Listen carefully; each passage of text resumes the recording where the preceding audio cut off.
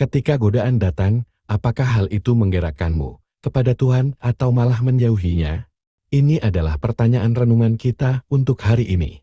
Holy Spirit, make my heart open to the Word of God. Make my heart open to goodness. Make my heart open to the beauty of God every day. Amen.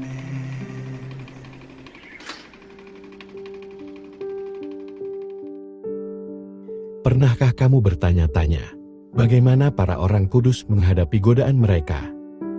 Godaan bukanlah tanda kelemahan, tapi merupakan saat ketika cinta diuji. Yang penting bukan kita tergoda, tapi siapa yang kita pegang ketika kita tergoda. Sama seperti Yesus di padang pasir, para orang kudus menghadapi kelaparan, ketakutan, keraguan dan keinginan untuk mengendalikan. Mereka tidak menjadi kudus dengan menghindari godaan.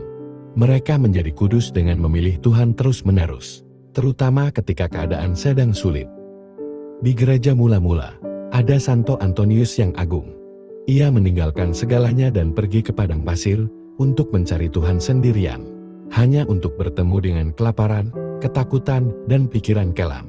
Kau sendirian, selamatkanlah dirimu sendiri, kau sendiri sudah cukup kuat.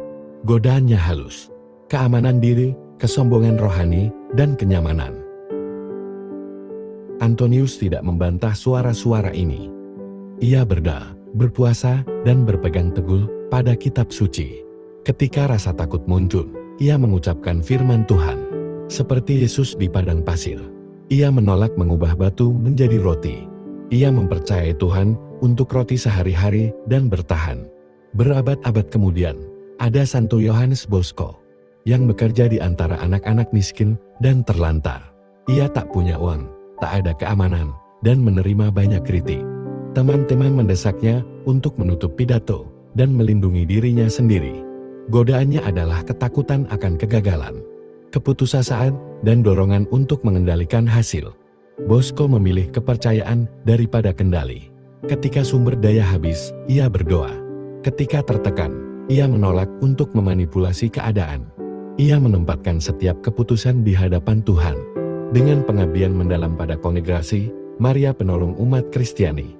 Seperti Yesus, dia menolak untuk memuji Tuhan dengan menuntut kepastian. Ia melangkah maju dalam iman. Di masa modern, ada Santa Teresa dari Kalkuta. Banyak yang mengira hidupnya dipenuhi dengan penghiburan rohani. Padahal sebenarnya, ia hidup selama puluhan tahun dalam kegelapan batin. Godaan berbisik padanya, Tuhan telah meninggalkanmu, berhentilah. Ia tak menunggu untuk merasakan iman. Ia bertindak dalam iman. Setiap hari, misa, adorasi, pelayanan kepada yang termiskin dari yang miskin. Ia berpegang pada satu ungkapan dari salib, aku haus.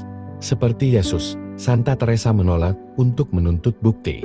Ia memilih cinta tanpa perasaan, percaya tanpa melihat tanda-tanda, dan tetap setia dalam kegelapan. Dalam bacaan Injil hari ini, Yesus mengajarkan kita bagaimana menghadapi godaan-godaan kita. Dalam bacaan Injil hari ini, Yesus digoda dengan kesenangan, kekuasaan, dan kebanggaan, dan mengalahkan setiap godaan bukan dengan paksaan, tetapi dengan kepercayaan pada Bapa dan kesetiaan pada firman Tuhan. Sebelum Yesus memulai misinya, ia memasuki padang pasir, bukan untuk melarikan diri dari dunia, tapi menghadapinya dengan jujur. Kelaparan menggodanya untuk menyalahgunakan kekuasaan. Rasa takut menggodanya untuk menguji Tuhan. Ambisi menggodanya untuk mengambil kendali. Yesus memilih ketaatan daripada kepuasan diri, kepercayaan daripada rintangan, dan penyembahan daripada kekuasaan. Kemenangan di padang pasir menunjukkan kepada kita kebenaran ini. Godaan tidak dikalahkan oleh kekuatan kehendak saja, tapi dengan melabuhkan hidup kita pada Tuhan. Setiap godaan adalah ajakan untuk mengasihi dan mempercayai Tuhan. Marilah kita berdoa. Dalam nama Bapa dan Putra dan Roh Kudus, amin. Tuhan Yesus, terima kasih atas cintamu yang tanpa syarat, atas penderitaan, wafat, kebangkitan, dan kenaikan-Mu. Tuhan Yesus, yang Kau tahu ketidaksempurnaan kami, kegagalan kami, kelemahan, dan dosa-dosa kami. Namun Engkau juga melihat keinginan kami untuk mengikuti-Mu.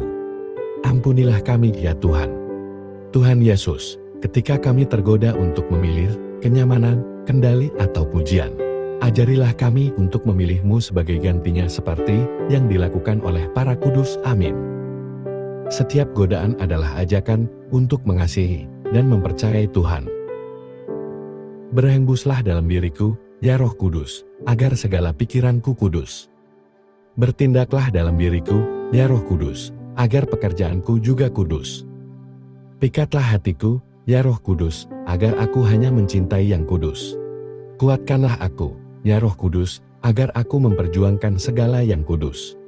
Jagalah aku, ya Roh Kudus, agar aku selalu kudus. Amin. Setiap godaan adalah ajakan untuk mengasihi dan mempercayai Tuhan. Dalam nama Bapa dan Putra dan Roh Kudus. Amin. Tuhan memberkati keluarga Anda.